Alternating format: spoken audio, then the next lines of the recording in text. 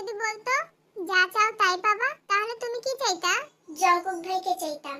Jungkook ভাইয়ের সম্পূর্ণ হৃদয় জুড়ে আমার অস্তিত্ব চাইতাম। আমি জঙ্কুক ভাইয়ের পৃথিবী হতে চাইতাম। বলো না আপু, কি চাইতা?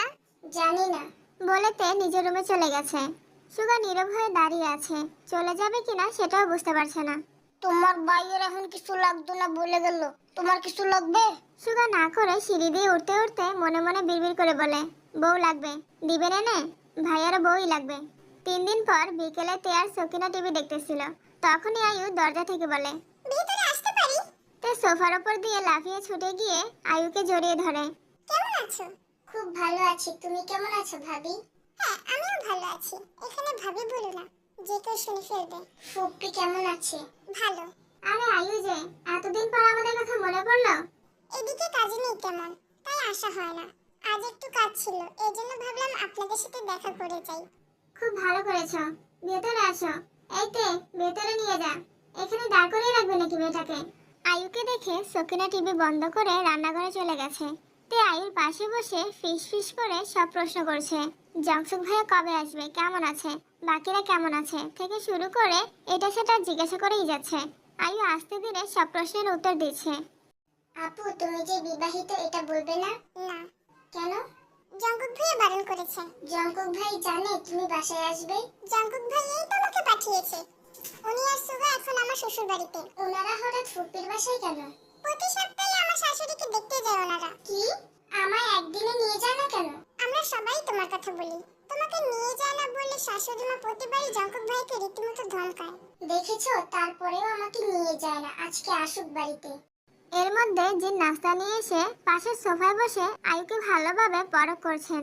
ওনার সেই অনেক দিনের ইচ্ছে আয়ুকে ছেলের বউ বানাবে। আয়ু এর সাথে কিছুক্ষণ আড্ডা দিয়ে চলে গেছে।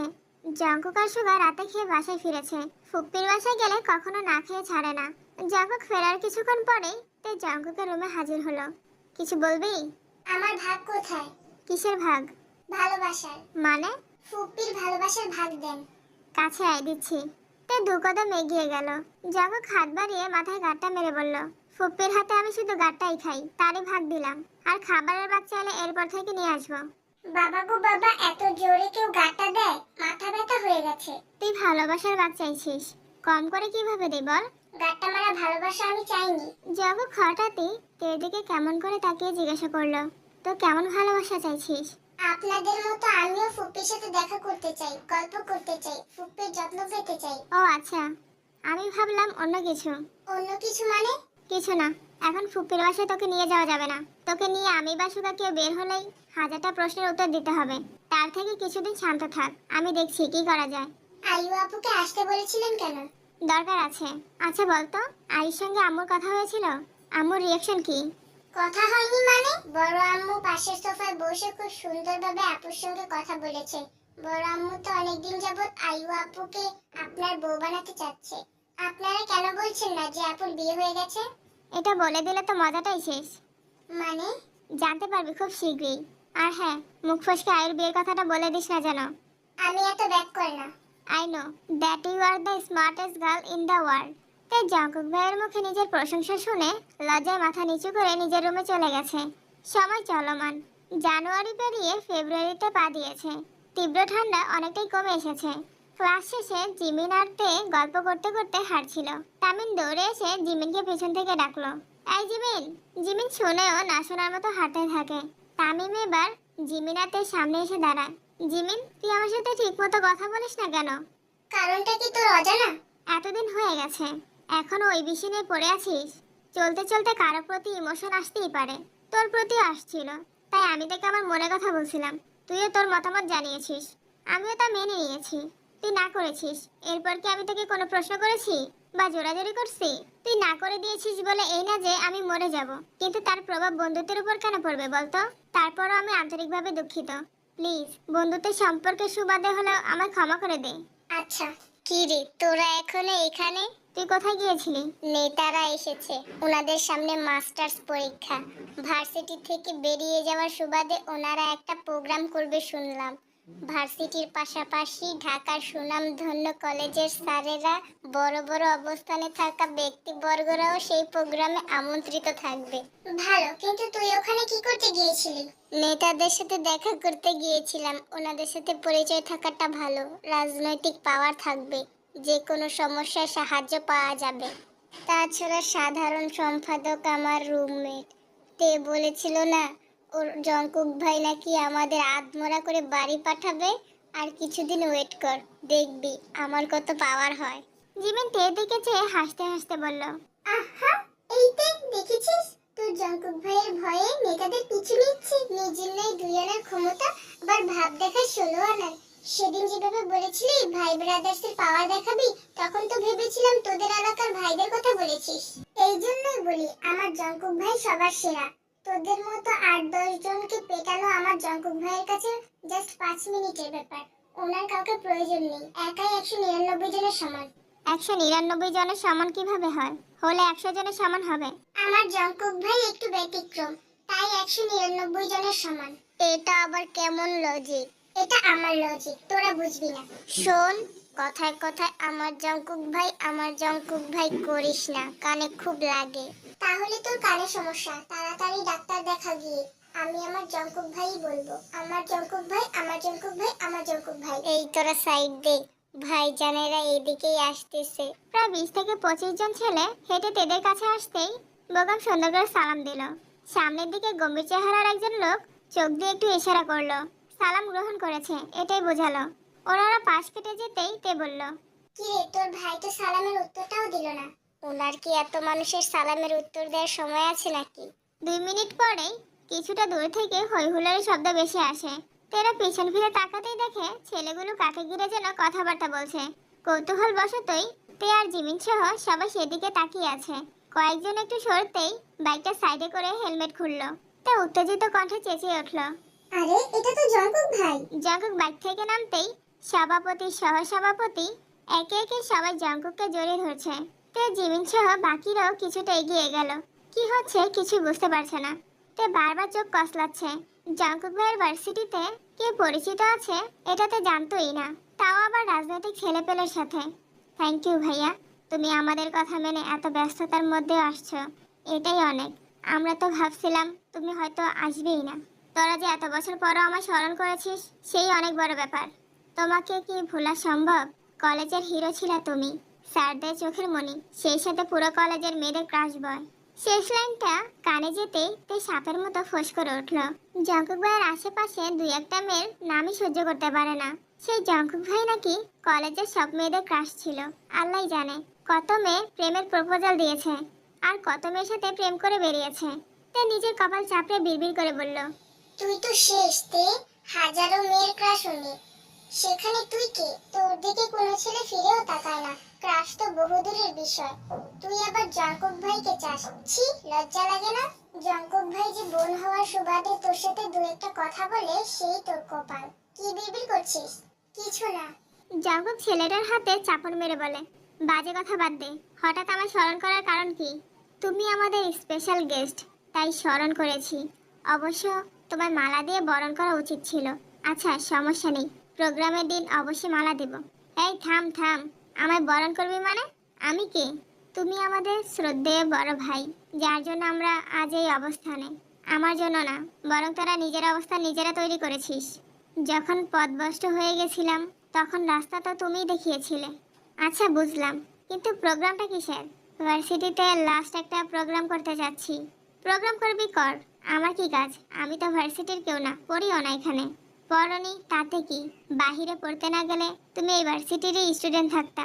এখন কথা হলো ভার্সিটির পাশাপাশি আমরা আমাদের কলেজের স্যার ম্যামদের ইনভাইট করতে চাচ্ছি, আর ইনভাইট করবা তুমি।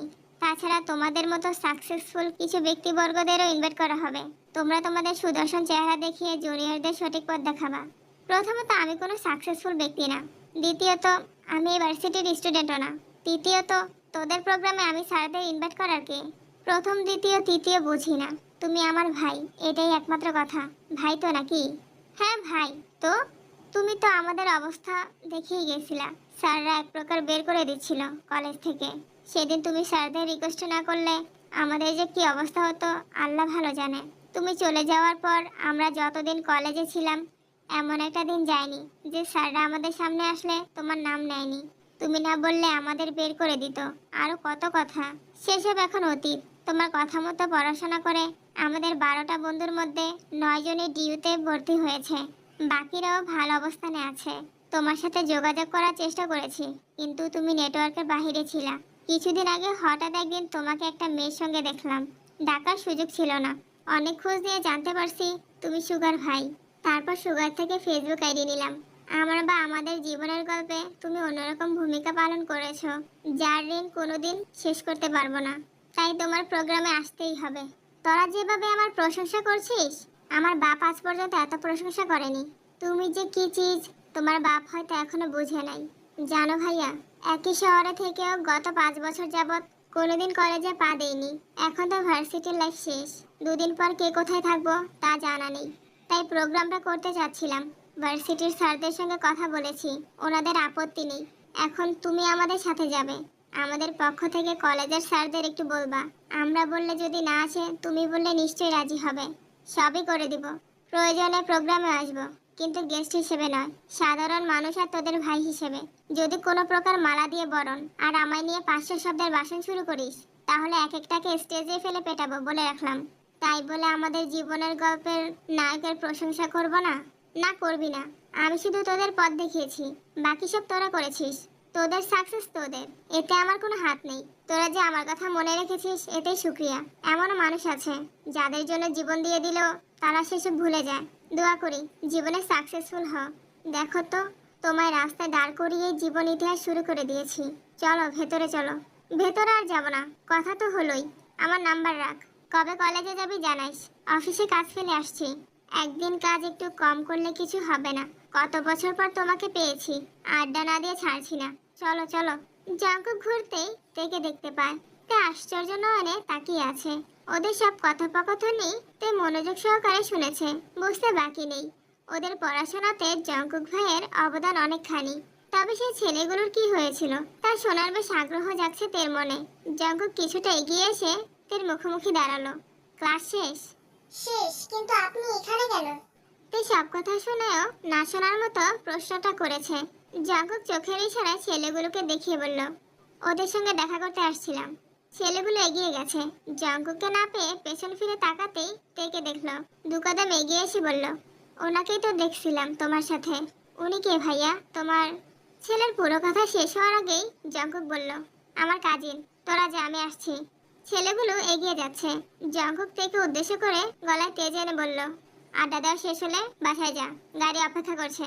বোগা আমার তামিমকে দেখেও না দেখার মতো করে চলে যাচ্ছে। তাই পেছন থেকে ডেকে বলল, আমি আপনার সঙ্গে যাব। অনেকদিন হলো জঙ্কুকের বাইকে ওঠে না। রাগারাগি মানবী মানে ঠিক মতো কথাই বলেনি। বাইকে ওঠা তো দূরের বিষয়, আজকের খুব ইচ্ছে করছে জঙ্কুক ভাইয়ের সাথে বাইকে ঘুরবে। তাছাড়া ফুপ্পির জন্য মনটা ছটফট করতেছে। সে প্ল্যান করেছে ফুপ্পিকে দেখে একেবারে বাসায় ফিরবে। আমি না আসলে কি করতি? আপনি না আসলে গাড়িতে যেতাম। আপনি এসেছেন তাই বাইকে যাব। আমি তোকে নিতে আসিনি, অন্য কাজে আসছি। আমি এত কিছু জানি না, আপনি আমায় নিয়ে যাবেন, এটাই শেষ কথা। কিছুক্ষণ অপেক্ষা করতে হবে। ব্যাপার না, অপেক্ষা করব। তে বিড়বিড় করে বলল। সারা জীবন। জঙ্কুক চলে যেতেই জিমিন দীর্ঘ নিঃশ্বাস ছেড়ে বোগামার তামিমের দিকে তাকালো। বোগামার তামিম দুজন স্তব্ধ হয়ে আছে। চোখের সামনে এতক্ষণ যা ঘটলো তার কিছু বিশ্বাসযোগ্য না। নিজের চোখ নিজের কান কোনো কিছুকেই বিশ্বাস করতে পারছে না।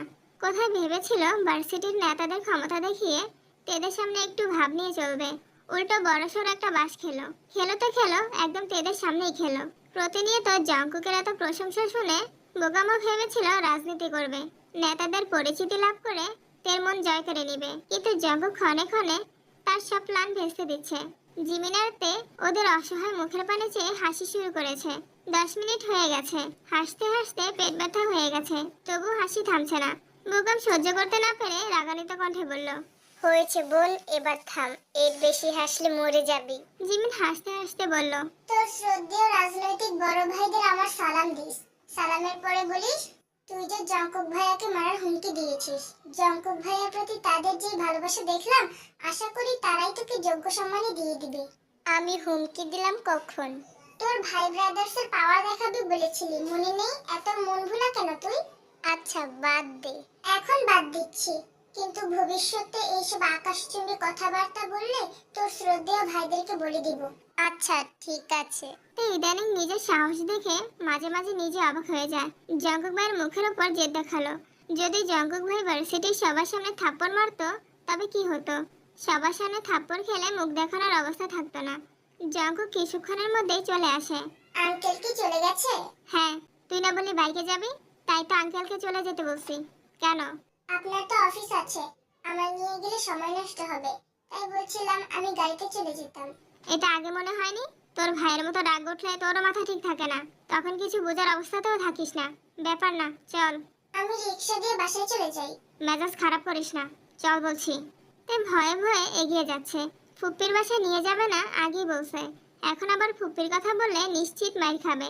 জঙ্কুক একটা রিক্সা ডেকে জিমিনকে যাওয়ার জন্য ইশারা করে, তারপর তেকে নিয়ে চলে গেছে। বাইক চলছে, কিন্তু তে স্ট্যাচুর মতো বসে আছে, কোনো কথা বলছে না। জঙ্কুক স্ট্রিট ফুড দেখে কয়েকবার জিজ্ঞাসা করেছে খাবে কিনা, তে শুধু না করেই যাচ্ছে। অবশেষে একটা ফুচকার দোকান দেখে বাইক থামালো। জঙ্কুক শীতল কণ্ঠে বলল, মাথা মনে হয় এখনো ঠান্ডা হয়নি, ফুচকা খেলে নিশ্চয়ই মাথাটা ঠান্ডা হবে। আমি ফুচকা খাবো না। আমি মনে হয় ভুল শুনলাম। আপনি ঠিকই শুনেছেন, আমি ফুচকা খাবো না। ম্যাম, আপনি সত্যি সত্যি ফুচকা খাবেন না? তাই জঙ্কুকের মুখের পানে চেয়ে মনে মনে ভাবছে, আপনার মধ্যে কি এমন স্পেশাল গুণ আছে যা ক্ষণিকের ব্যবধানে রাগকে ভয়ে আবার ভয়কে জয়ে পরিণত করতে সক্ষম? জঙ্কুক ফুচকা অর্ডার দিয়ে চেয়ারে বসে মুচকি হেসে থেকে বলল, তোকে আজকে অনেক বেশি কিউট লাগছে। আমি কি ঠিক শুনেছি নাকি ভুল? জঙ্কুক ভাই আমাকে কিউট বলেছে, ভাবা যায়? নীল রংটা তোকে খুব মানাচ্ছে। আগে মনে হয় নীল রঙের জামাটা কখনো দেখিনি। ফুপ্পিকে দেখতে যাবি?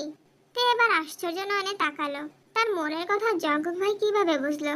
তে লজ্জা রাঙা মুখ দেখে জঙ্কুক চোখ বন্ধ করে দীর্ঘশ্বাস ছেড়ে মনে মনে বলল, উফ, আমার শান্ত মনটাকে উল্টে পাল্টে দিতে তোর লজ্জায় লালিত মুখটাই যথেষ্ট। তোকে এভাবে দেখলে বউ বউ ফিল পাই। কবে থেকে আমার করে পাবো? অপেক্ষার প্রহর যে ফুরায় না। আপনি কিভাবে বুঝলেন যে আমি ফুপ্পির সাথে দেখা করতে চাই? তুই তো বলছিলি। আমি তো সেই কবে বলেছিলাম, তা কি এখনো মনে আছে? তুই কবে কি বলিস সবই আমার মাথায় থাকে, শুধু সুযোগের অপেক্ষায় থাকি। সবার কথাই আপনার মাথায় থাকে? সবার কথা মানে? যে যা বলে সব মনে থাকে? না, প্রয়োজনের বাইরে সবকিছু ভুলে যাই। আপনার গার্লফ্রেন্ড কয়টা? মানে? গার্লফ্রেন্ড মানে চিনেন না, মেয়ে বন্ধু বা প্রেমিকা?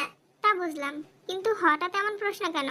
শুনলাম কলেজে সব মেয়েদের নাকি ক্রাশ ছিলেন, তাই বললাম। জঙ্কুক নিঃশব্দে হাসলো। এর মনে হিংসা কাজ করছে, এটা জঙ্কুক বেশ বুঝতে পারছে। আছে হাজার খানেক। কি? জঙ্কুক দুহাত ইশারা দিয়ে বলল, কুল। ফাজলামো করেন আমার সাথে? সত্যি করে বলুন কয়জন? না, বলা যাবে না, তুই সবাইকে বলে দিবি। বলবো না, বলুন। গার্লফ্রেন্ড নেই, তবে একটা গোলাপি কালার বউ আছে। থাকেন আপনার গোলাপি কালার বউ নিয়ে, দরকার হলে লাল নীল হলুদ বউ নিয়ে থাকুন। তে উঠতে নিলে জঙ্কুক তের হাত চেপে ধরে বসিয়ে তপ্ত স্বরে বলল, আমার লাল নীলের প্রয়োজন নেই, গোলাপিটাই যথেষ্ট। ফাজলামি বন্ধ করুন, মেজাজ খারাপ হচ্ছে। কি আমার মেজাজ গো? তা আবার একটু পর পর খারাপ হয়। আচ্ছা ঠিক আছে, বন্ধ করলাম। তুই আমায় এমন প্রশ্ন আর করবি না। করলাম না এমন প্রশ্ন। তে ফুচকা খেয়ে শেষ করে জঙ্কুকের সঙ্গে ফুপ্পির বাসায় আসে। ফুপ্পি থেকে দেখে ভীষণ খুশি হয়েছে। জঙ্কুক থেকে দূরে সরিয়ে রাখে বলে জঙ্কুককে সবাই সবসময় বকা দেয়। তে ফুপ্পিকে জড়িয়ে ধরে কান্না শুরু করে দিয়েছে। ফুপ্পির কথাতে যেদিন থেকে শুনেছে তারপর থেকে প্রতি রাতেই ফুপ্পির কথা মনে করে মন খারাপ করে। কখনো কখনো কান্নাও করে। মাঝে মাঝে ভাবে, আব্বু বড় আব্বু রাতে কিভাবে ঘুমায়? ওনাদের কি বোনের কথা মনে হয় না? তোমাদের চোখের পানিতে দুদিন পর পর রাস্তাঘাটে পানি জমে যায়। এভাবে কান্নাকাটি করো বলেই তেকে নিয়ে আসি না। আজকেও যদি কাঁদো তাহলে আর কখনো নিয়ে আসবো না। ওদের কান্নায় যদি রাস্তায় পানি ওঠে, তোমার কান্নার কারণে নিশ্চয়ই বাংলাদেশে বন্যা হয়। হ্যাঁ, সামনের বন্যা থেকে ভাসায় দিব না।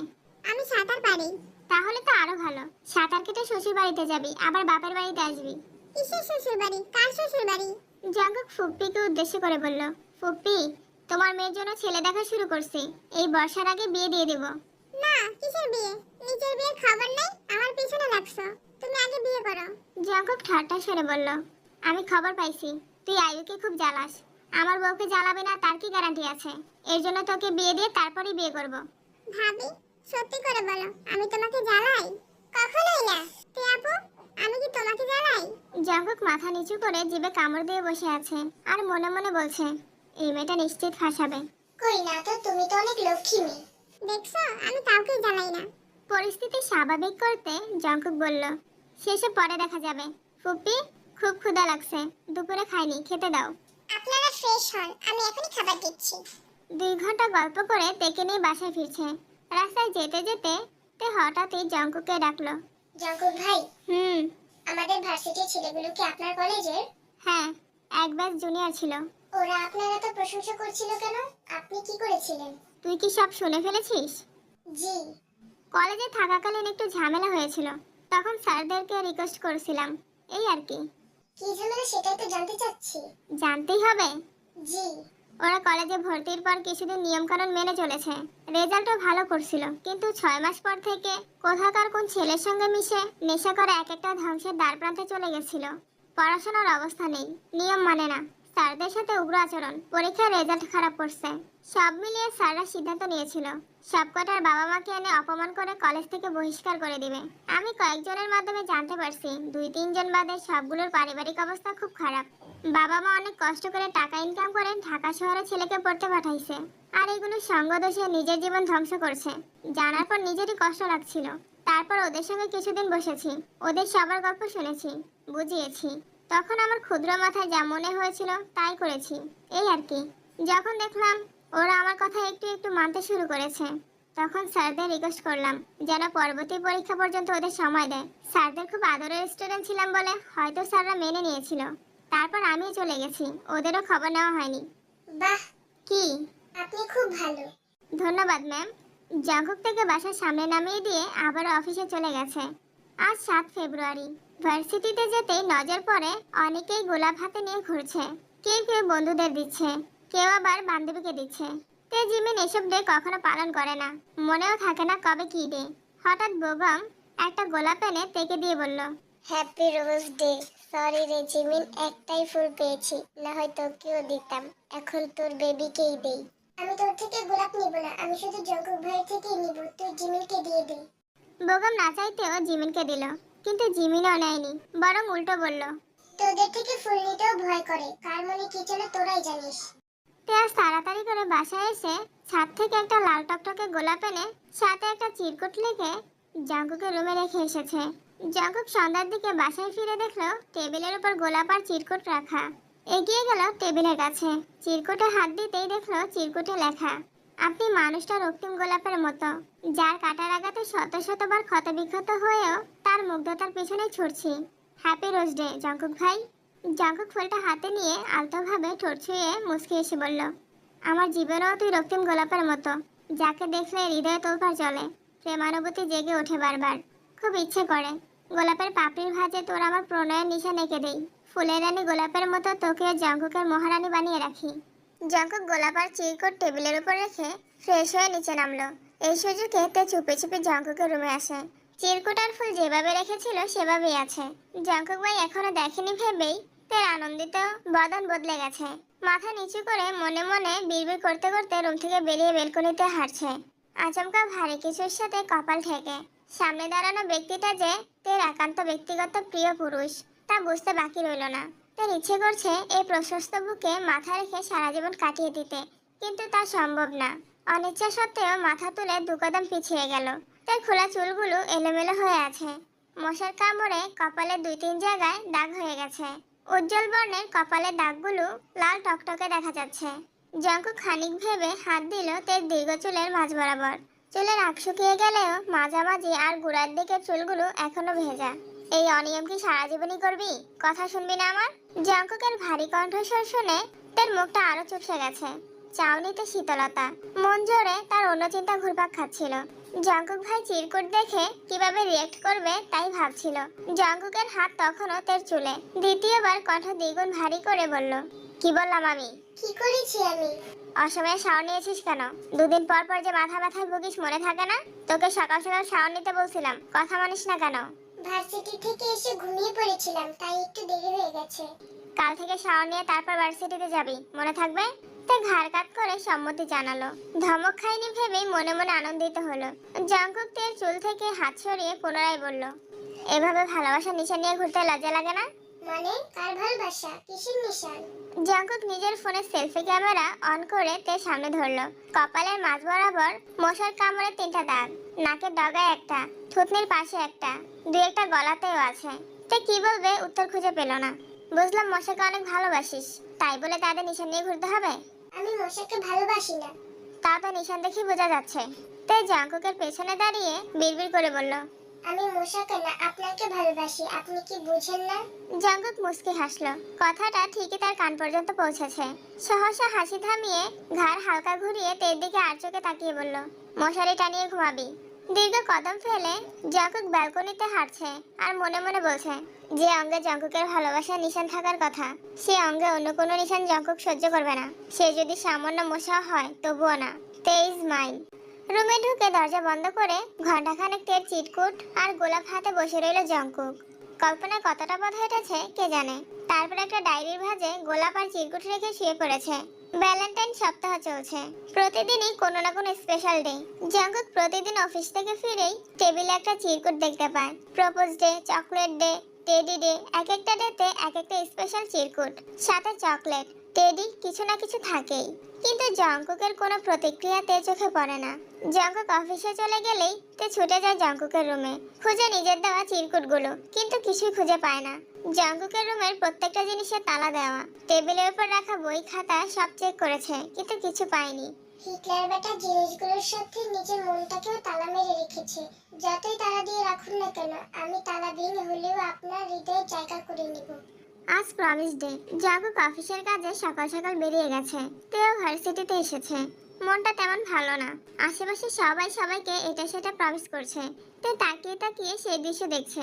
জঙ্কুক ভাই থেকে চকলেট টেরি যেখানে পায়নি, সেখানে প্রমিস ডেতে কোনো প্রমিস আশা করা বোকামি ছাড়া কিছুই না। এর মধ্যে জিমিন আসে। কি রে বেবি, মন খারাপ কেন? কিছু হয়নি, এমনি ভালো লাগছে না। এমনি তো না, অবশ্যই কারণ আছে। জঙ্কুক ভাইয়া কিছু বলেছে? অথবা সুগা ভাই? না। বগুন তামিমরা কিছু বলেছে? না। তাহলে হয়েছেটা কি? আজকে কি ডে জানিস? এইসব ডে দিয়ে আমার কি কাজ? আমি জেনে কি করব, তুই বল। আজ প্রমিস ডে। দেখ চারিপাশে সবাই প্রমিস করছে, আমায় কেউ প্রমিস করে না। আমার বেবিটার প্রমিস লাগবে, আগে বলবি না? জিমি নিজের ওনা থেকে একটা সুতা ছিঁড়ে তার কনিষ্ঠ আঙুলে পেঁচিয়ে মোলায়েম কথা বলা শুরু করলো। আজকের স্পেশাল দিনে আমি জিমি তোকে প্রমিস করছি, আমাদের বন্ধুত্বের সম্পর্ক সারা জীবন অটুট থাকবে। হঠাৎ একটা ঝড় এসে দুইজনকে দুই দিকে সরিয়ে দিলেও আমাদের বন্ধুত্ব একই রকম থাকবে। তোর যে কোনো বিপদে আমার পাশে পাবি। আজে বাজে অজুহাত দেখিয়ে আমি কোনোদিনই দূরে সরে যাব না, promise. Happy promise day baby. তাই সঙ্গে সঙ্গে জিমিনকে জড়িয়ে ধরেছে। জিমিন ছোট থেকেই খুব ম্যাচিউর একটা মেয়ে। তে আর জিমিনের মধ্যে তে ঠিক যতটা দুষ্টু আর উগ্র, জিমিন ঠিক ততটাই শান্ত। দুষ্টামির জন্য তে স্যার ম্যামদের কাছে অনেক বকা খেয়েছে। জিমিন যথাসম্ভব তেকে বাঁচিয়ে রাখার চেষ্টা করেছে। তে রাগ বেশি হওয়ায় সামান্য বেঞ্চে বসা নিয়েও স্কুল লাইফে বান্ধবীদের সাথে ঝগড়া লেগে যেত। সেখানেও জিমিন ঝগড়া মীমাংসা করে দিত। তেকে বুঝিয়ে রাগ কন্ট্রোল করতো। বয়স বাড়ার সাথে সাথে তের চঞ্চলতাও কমে এসেছে। বাড়িতে সকিনার বাটুর সাথে টুকটাক দুষ্টামি করলেও বাহিরে এখন খুব ভদ্র থাকার চেষ্টা করে। তে যে পরিস্থিতিতেই থাকুক না কেন, জিমিনকে সে চোখ বন্ধ করে ভরসা করতে পারে। জিমিনও তাকে বোনের মতোই যত্ন রাখে। এত বছরের বন্ধুত্বেও জিমিন এত সুন্দর করে কখনো প্রমিস করেনি। তেও জিমিনকে জড়িয়ে ধরে বলল, আমিও তোকে প্রমিস করছি, আমি যতদিন বেঁচে থাকবো ততদিন তোর বেস্ট ফ্রেন্ড হয়েই থাকবো। তোর সাথে কত দুষ্টুমি করেছি, ঝগড়া করেছি, রাগ দেখিয়েছি, ইনফ্যাক্ট এখনো কত রাগ দেখাই। তুই কি সুন্দর সব মেনে নিস। তোর মতো বান্ধবী পাওয়া সত্যি ভাগ্যের বিষয়। আমি খুব ভাগ্য করে তোকে আমার জীবনে পেয়েছি। তোকে কখনোই হারাতে চাই না, আমি খুব ভালোবাসি তোকে। আমিও খুব ভালোবাসি। আহা গো, দুই বান্ধবীর কত প্রেম। দেখ আমার বেস্ট আমাকে প্রমিস করেছে। ওহো, আজ তো প্রমিস ডে, মনেই ছিল না প্রমিস করতে হবে তো। তে উঠে যেতে যেতে বলল, আমার বেস্ট আমার প্রমিস করে ফেলেছে, এখন আমার জঙ্কুক ভাইয়ের প্রমিস প্রয়োজন। জঙ্কুক ভাই যদি একবার বলে কখনো ছেড়ে যাবে না, তাহলেই আমার জন্য যথেষ্ট। তোদের প্রমিস দিয়ে কি আমি ঘোড়ার ঘাস কাটবো? এভাবে অপমান করলি তো দেখবি তোর জঙ্কুক ভাই তোকে প্রমিস করবে না, এটা আমার অভিশাপ। তে হাতের কলম ছুঁড়ে মারে। কলমটা ঠিক বোগামের কপালে লাগে। শকুনের দোয়া গরু মরে না, আর যদি মরে তাহলে তোকেও মরতে হবে। তে ক্লাস শেষ করে বাসায় এসেছে। মনটা ভীষণ অস্থির। জঙ্কুক ভাইয়ের প্রতিক্রিয়া বুঝতে পারে না বলে আজ কোনো চিরকুট লেখেনি। চিন্তা করেছে সরাসরি জঙ্কুককে বলবে। তে ব্যালকনিতে দাঁড়িয়ে অপেক্ষা করছিল। সন্ধ্যা খানিক বাদেই জাঙ্কুক বাসায় ফিরেছে। জাঙ্কুক রুমে ঢুকেই টেবিলের দিকে তাকায়। আজ কোনো চিরকুট নেই দেখে আনমনে কপাল গোটালো। ড্রেস চেঞ্জ করে শাওয়ার নিতে চলে গেছে। প্রায় 30 মিনিট পর তে জাঙ্কুকের রুমে আসলো। জাঙ্কুক তখন ড্রেসিং টেবিলের সামনে দাঁড়িয়ে ভেজা চুল ঝাড়ছিল। আগে ড্রেসিং টেবিলটা ভাঙার পর সেটা পাল্টিয়ে নতুন একটা আনিয়েছে। আগেটা থেকেও এটা অনেক বেশি সুন্দর। জাঙ্কুক রুমে না থাকলে তে প্রায় এসে ড্রেসিং টেবিলের সামনে সাজুগুজু করে, ছবি তুলে। জাঙ্কুকের চুলের পানি ছিটকে গিয়ে তে গায়ে পড়ে। তে সেখানেই থমকে দাঁড়িয়ে জাঙ্কুকে দেখলো। আয়নায় তাকিয়ে কিছু একটা ভাবছিল। জাঙ্কুক হঠাৎ তার উপস্থিতি বুঝতে পেরে কিছুটা নড়ে ওঠে। কিছু বলবি? আপনি কিছু বলবেন? না। কিচ্ছু বলার নেই? না। আজকে কি ডে বলুন তো? মানডে, মানে সোমবার। কেন? এই ডের কথা বলিনি। জাঙ্কুক আর চোখে চেয়ে জিজ্ঞাসা করলো, তাহলে কোন ডে? আপনার টেবিলের উপর রাখা চিরকুটগুলো দেখেননি? জাঙ্কুক ঠাট্টা স্বরে বলল, চিরকুট তুই রেখেছিলি নাকি? জি। জাঙ্কুক টেবিল থেকে ফোন নিয়ে কিছু চেক করতে করতে বলল, কি ছিল চিরকুটে? তে অসহায়ের মতো চেয়ে শীতল কণ্ঠে প্রশ্ন করলো, আপনি চিরকুটগুলো দেখেননি? কি জানি, খেয়াল করিনি। তে তৎক্ষণাৎ বেগমের অভিশাপের কথা মনে পড়ে গেছে। জাঙ্কুকের কথাটা আগুনে ঘি ঢালার মতোই কাজ করছে। তে মেজাজ আরো খারাপ হলো।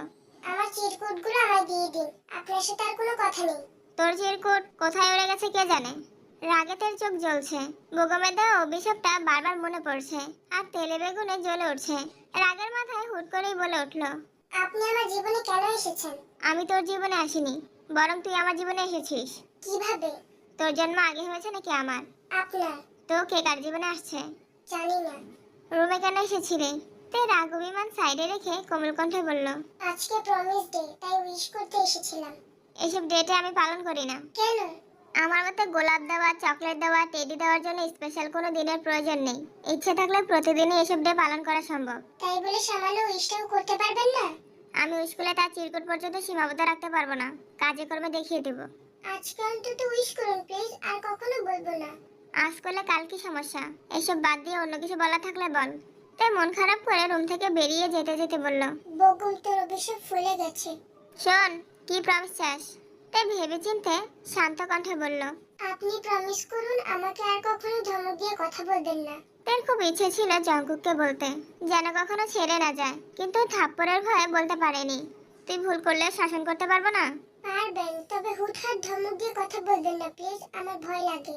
আমি প্রমিস করছি, আজকের পর অকারণে তোকে কখনো ধমক দিব না, হয়েছে? Thank you. জঙ্কুক ভাই প্রমিস দিতে থেকে প্রমিস করেছে। ভাবতেই হৃদয়ে তোলপাড় শুরু হয়ে যাচ্ছে।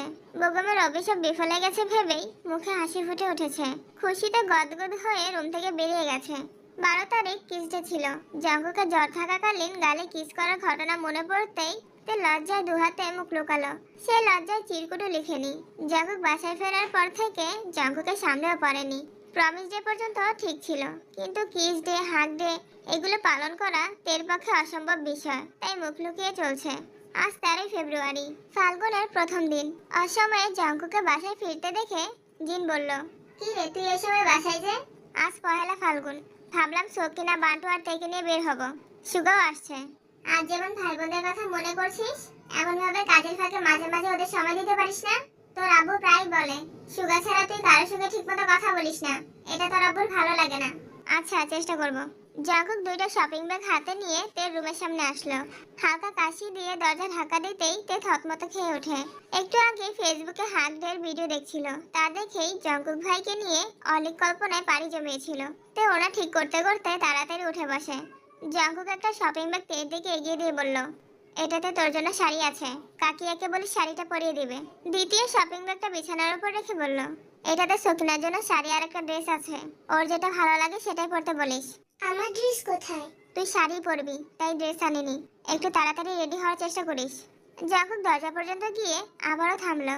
ঘাড় ঘুরিয়ে শীতল চোখে তাকিয়ে কোমল কণ্ঠে বলল, আজ হিজাব পরতে হবে না। তা আশ্চর্য নয়নে তাকিয়ে আছে। জঙ্কুক ভাই তেকে শাড়ি পরতে বলছে, তাও আবার নিজের শাড়ি গিফট করেছে। ভাবতেই তের ভেতরটা মুগ্ধতা ছেয়ে গেছে। রোজাপুর বিয়েতে তে শাড়ি পরে দোতলা থেকে নিচতলা পর্যন্ত নামতে পারেনি। জঙ্কুক ভাইয়ের ঠান্ডা কণ্ঠের হুমকিতেই শাড়ি পাল্টাতে বাধ্য হয়েছিল। আর জঙ্কুক ভাই নিজে শাড়ি পরতে বলছে, তাও আবার চুল ছেড়ে। তাই শপিং ব্যাগ থেকে বাসন্তী রঙের একটা শাড়ি বের করলো। তে শাড়িটা হাতে নিয়ে ঘুরিয়ে ফিরে দেখলো শাড়িটা এমনিতে সুন্দর, তবে জঙ্কুক ভাই দেওয়ায় শাড়ির সৌন্দর্য মনে হচ্ছে দ্বিগুণ বেড়ে গেছে। সকিনা শাড়ি আর ড্রেসটা দেখে তে সকিনাকে দিয়ে এসেছে। ওইগুলোও বেশ সুন্দর, বলতেই হয় জঙ্কুকের পছন্দ আছে। তে ফ্রেশ হয়ে ছুটে গেল কাকিয়ার রুমে। কাকিয়া ঘুমাচ্ছে দেখে তে বিভ্রান্তিতে পড়ে গেছে। তার চটপটে মনটা শাড়ি পরার জন্য ছটফট করছে, কি করবে ভেবে পাচ্ছে না। তে ধৈর্যহীন কণ্ঠে কাকিয়াকে ডাকলো। কাকিয়া, ও কাকিয়া। ও মাই লিটল বলতে হোয়াট হয়েছে? তাড়াতাড়ি উঠো, আমার শাড়ি পরিয়ে দিতে হবে। ইউ শাড়ি পরবে? হ্যাঁ। হঠাৎ শাড়ি পরতে মন চাইছে ভাই? জঙ্কুক ভাই আমাকে আর সকিনাকে শাড়ি দিয়ে তাড়াতাড়ি রেডি হতে বলেছে, ঘুরতে নিয়ে যাবে। ও মাই লিটল গার্ল, এর জন্য তুমি এত খুশি? হ্যাঁ, তুমি তাড়াতাড়ি আসো, আমার শাড়ি পরিয়ে দিতে হবে। ওকে, তুমি যাও, আমি আসছি। তে হুটোপুটি করে নিজের রুমে চলে গেল। কিছুক্ষণের মধ্যে কাকিয়া এসেছে।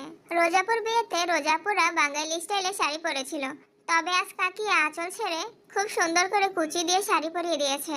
সাজ সম্পূর্ণ হওয়ার পর তে কিছুটা দূর থেকে ড্রেসিং টেবিলের দিকে তাকালো। শাড়িতে নিজেকে কেমন যেন অপরিচিত লাগছে। কাকিয়া থেকে আপাতমস্তক দেখে বলল, মাশাআল্লাহ, ও মাই লিটল গার্ল, তোমাকে একদম বউ বউ লাগছে। তে নড়ে চড়ে দাঁড়িয়ে লাজুক হেসে মনে মনে বলল, তোমাদের জঙ্কুকের বউ। ও মাই লিটল গার্ল, তুমি একটু বসো, আমি এখনই আসছি। কাকিয়া সকিনার রুমে আসলো। সকিনা ততক্ষণে প্রায় রেডি, বান্টুর চুল আশ্রয় দিচ্ছিল। সুগা, জঙ্কুক আর বান্টুর জন্য বাসন্তী রঙের পাঞ্জাবি আনা হয়েছে। পাঞ্জাবি তিনটা গতকালই সুগা নিয়ে এসেছে। কাকিয়া রুমে ঢুকতে ঢুকতে দেখলো বিছানার পর শাড়ি পরে আছে, অথচ সকিনা ড্রেস পরেছে। এ কি, my little girl Sakina? Little girl তো শাড়ি পরেছে, ইউ পরনি কেন? আমার শাড়ি পরতে ভালো লাগে না আম্মু, শাড়ি দেখলে রাগ ওঠে। শাড়ি পরার বয়স হয়নি, তাই এখন রাগ হচ্ছে ঠিকই। দুদিন পর তীর মতো তুমিও শাড়ি পরার জন্য ছটফট করবে মাই লিটল গার্ল। এনিওয়ে, আলতাটা দাও। কাকিয়াতে দু হাতে আর দু পায়ে সুন্দর করে আলতা পরিয়ে দিয়েছে। কিছুক্ষণের মধ্যেই মেন গেট পার হতেই তের নজর পড়ে বাসন্তী রঙের পাঞ্জাবি পরনে প্রিয় মানুষটার দিকে। বাসন্তী রঙের জঙ্কুক ভাইকে দেখেই তের হৃদয়ে বসন্ত দোলা দিচ্ছে। আর কতবার কতভাবে আপনি আমার ছোট্ট হৃদয়ে অগ্নিকাণ্ড চালাবেন। সকিনার ডাকে তের মনোযোগ সরে, কুচিগুলো ধরে আস্তে ধীরে পা বাড়ায়। তখনই জঙ্কুকের দৃষ্টি পড়ে আলতারাঙা পায়ের দিকে। অমনি বুকের ভেতরটা মোচড় দিয়ে ওঠে। আলতারাঙা পায়ের মালিক যে জঙ্কুকের হৃদয় হরণী। আলতায় রাঙানো পা এই নিয়ে দ্বিতীয়বার দেখছে। প্রথমবার দেখেছিল রোজাপুর বিয়েতে। জঙ্কুক তের পা থেকে মাথা অবধি দেখলো। শাড়িতে থেকে দেখলে কেউ বলবেই না এ মেয়ের বয়স 18, কিছুদিন পর 19-এ পা দিবে। দেখে দেখে মনে হচ্ছে 22 থেকে 23 বছরের যুবতী মেয়ে। অজানা এক শিহরণে জঙ্কুকের শরীর কাঁপুনি দিয়ে ওঠে। আকাশের দিকে তাকিয়ে দীর্ঘ নিঃশ্বাস ছাড়লো। কি হয়েছে আপনার? হয়নি, তবে হবে। কি হবে? তোর মাথা। গাড়িতে ওঠ। তে বেঞ্চি কেটে চুপচাপ গাড়িতে গিয়ে বসলো। সকিনাতে বান্টু তিনজনই পেছনে বসেছে। জঙ্কুক ড্রাইভিং সিটে বসেছে। সুগা তার পাশেই বসা। জঙ্কুক গাড়ি স্টার্ট দিল। 10 মিনিটে কম করে হলেও 50 বার গাড়িতে থাকা আয়নাতে দেখেছে। আরো 5 মিনিট যাওয়ার পর জঙ্কুক আচমকা গাড়ি সাইড করে থামালো। কোনো সমস্যা ভাইয়া? ভাই, আজ গাড়ি তুই চালা, আমি পারছি না। সুগা গাড়ি থেকে নেমে ড্রাইভিং সিটে বসে শান্ত কণ্ঠে বলল, আমি কিন্তু তোমার মতো চালাতে পারবো না। যেভাবে খুশি চালা, আমায় বিরক্ত করিস না প্লিজ। সুগা ঠোঁট বেঁকিয়ে মুচকি হাসলো। জঙ্কুকের হৃদয়ে তোলপাড় সুগা কিছুটা হলেও বুঝতে পারছে। তাই পেছন সিটে বসা থেকে একটু উঠে পেছন থেকে জঙ্কুকের কপালে হাত রেখে প্রশ্ন করলো, আপনার কি শরীর খারাপ? জঙ্কুক চোখ বন্ধ করে দীর্ঘশ্বাস ছেড়ে বিড়বিড় করে বলল, কারোর হৃদয় হরণ হলে কি সে সুস্থ থাকতে পারে? জঙ্কুকের বেসামাল অবস্থা দেখে সুগা মৃদু হেসে ঠাট্টা স্বরে থেকে বলল, ভয় পাইস না, ভাইয়ের মনে আরশোলা কামড় দিছে, এর জন্য অস্থির লাগছে সবকিছু, ঠিক হতে একটু সময় লাগবে। তে আর সকিন একসাথে বলে উঠলো, গাড়িতে আরশোলা আছে? কই আরশোলা? আল্লাহ বাঁচাও! ওদের নাচানাচিতে সুগা গাড়ি সাইড করে পেছনে ফিরে তাকালো। আমি কি একবারও বলছি গাড়িতে আরশোলা আছে? তুমি না বললা ভাইয়াকে আরশোলা কামড় দিছে? ভাইয়াকে কখন কোথায় আরশোলা কামড়াইছে কে জানে। তোরা চুপচাপ বস, গাড়িতে আরশোলা নেই, তারপরও লাফালাফি করলে আরশোলার বাড়িতে ফেলে দিয়ে আসবো। জঙ্কুক তখনও চোখ বন্ধ করেই বসেছিল। সুগা এবার জঙ্কুকের দিকে তাকিয়ে একগাল হেসে বিড়বিড় করে বলল, ভাইয়া, ব্যথা কি বেশি লাগছে? হাসপাতালে নিতে হবে? জঙ্কুক সহসা চোখ খুলে আর চোখে সুগার দিকে তাকালো, কিন্তু কোনো রিয়াকশন দেখালো না। সুগা তখনও হেসেই যাচ্ছে। চোখ বন্ধ করে জোরে নিঃশ্বাস ছাড়ো আর বলো, অল ইজ ওয়েল। দেখবা একটু শান্তি লাগছে। মজা নিচ্ছিস? সুগা সশব্দে হেসে উঠল। একদমই না, দিন আমারও আসবে, তখন বোঝাবো কত দানে কত চাল। চুপচাপ গাড়ি স্টার্ট দে। সুগা আর কিছু বলল না, ঠোঁটের কোণে হাসি রেখেই গাড়ি স্টার্ট দিল। রোজাপুর বিয়েতে থেকে শাড়ি পরা দেখে জঙ্কুক সারা রাত ঘুমাতে পারেনি। সাকিব সুগাকে সবই বলেছে। তখনকার অবস্থা সুগা সচক্ষে না দেখতে পারলেও এখনের অবস্থা ঠিকই দেখতে পারছে। গাড়িতে এসি চলছে, তারপরে জঙ্কুক ঘামছে, স্থির থাকতে পারছে না। একবার টিস্যু দিয়ে চোখ মুখ মুছছে, সানগ্লাস খুলে সামনে রাখছে, আবার চোখে দিচ্ছে, এই ফোন বের করছে, আবার পানি খাচ্ছে। বুকের বাঁ পাশে অবস্থিত হৃৎপিণ্ডটা অবিরত কাঁপছে। কথায় আছে শাড়িতেই নারী। যে অষ্টাদশী জামা পরে পিচ্ছি মেয়ের মতো সারা বাড়ি ছোটাছুটি করত, সে আর শাড়ি পরে পরিপূর্ণ নারী রূপে জঙ্কুকের সামনে আসছে। মায়াবিনী তো জানে না তার মায়ের জালে জঙ্কুকের মনটা বন্দী হয়ে আছে বহু বছর ধরে। নারীরূপী মায়াবিনীকে অন্তকাল দেখার স্বাদ জাগছে জঙ্কুকের অন্তরে। ইচ্ছে তো অনেক কিছুই করছে। মায়াবিনী দুগাল স্পর্শ করে চোখে চোখ রেখে মায়াবিনী সমুদ্রে নাই গভীর দু চোখে চিরকালের জন্য ডুবে যেতে, কপালে আলতোভাবে নিজের ঠোঁট ছোঁয়াতে, হৃদয়ে জমানো ভালোবাসার এক খণ্ডে মায়াবিনীর অশান্ত মনটাকে শান্ত করতে, মায়াবিনীর চোখে চোখ রেখে সাত সমুদ্র পাড়ি দিতে, নীল আকাশ, অগণিত পাখি আর সমুদ্রের সুবিশাল জলরাশিকে সাক্ষী রেখে বলতে, আমি তো ভালোবাসি তোকে। জঙ্কুক সিটের সঙ্গে হেলান দিয়ে বসে আছে, দৃষ্টি তার গাড়ির মিররে। পেছনের সিটে বসা অষ্টাদশীকে আপন মনে দেখেই চলেছে। হঠাৎই ঠোঁটের কোণে এক চিলতে হাসির ঝলক দেখা গেল। কেন হাসলো কে জানে। এদিকে তে শাড়ি ঠিক করায় ব্যস্ত। প্রথমবার এভাবে শাড়ি পরেছে, বারবার মনে হচ্ছে এদিক ওদিক খুলে যাচ্ছে, তাই সেসব চেক করায় ব্যস্ত। স্বাভাবিক হয়ে বসতেই মিররে চোখ পড়ে। জঙ্কুকের সঙ্গে চোখাচোখি হতেই তে সঙ্গে সঙ্গে চোখ নামিয়ে নিয়েছে। মাথা ভর্তি হাজারো ভাবনার মধ্যে একটা ভাবনা হৃদয়ে আঘাত করে।